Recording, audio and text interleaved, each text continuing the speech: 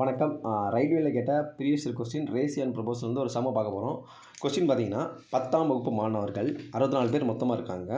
அது வந்து கணிதத்தில் எழுத சொல்லியிருக்காங்க. அதே மாதிரி ஆண் குழந்தைகளின் எண்ணிக்கையை விட பெண் குழந்தைகளின் எண்ணிக்கை தான் 16 மடங்கு அதிகம் 16 அதிகமாக இருக்கான்னு சொல்லி மென்ஷன் பண்ணுறாங்க. இது ஒரு குழு ஓகேங்களா. அதே மாதிரி என்ன கொஸ்டின் கேட்டிருக்காங்கன்னா ஆண் குழந்தைகளின் எண்ணிக்கைக்கும் மொத்த மாணவர்களின் எண்ணிக்கையும் உள்ள விகிதத்தை காண்க சொல்லி கேட்டிருக்காங்க ஓகேங்க.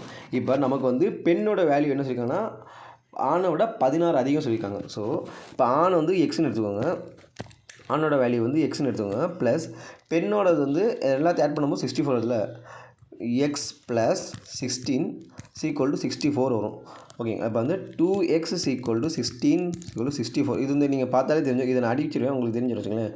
இப்போ 2x = 48னா 24 வந்து எக்ஸோட வேல்யூ வந்து 24.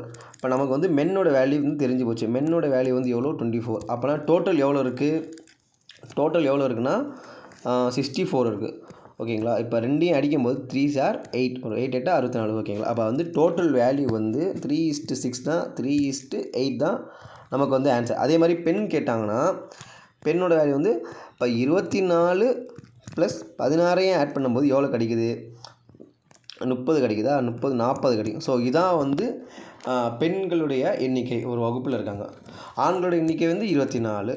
இது ரெண்டையும் ஆட் பண்ணும்போது 464 ஓகேங்க. தேங்க்யூ.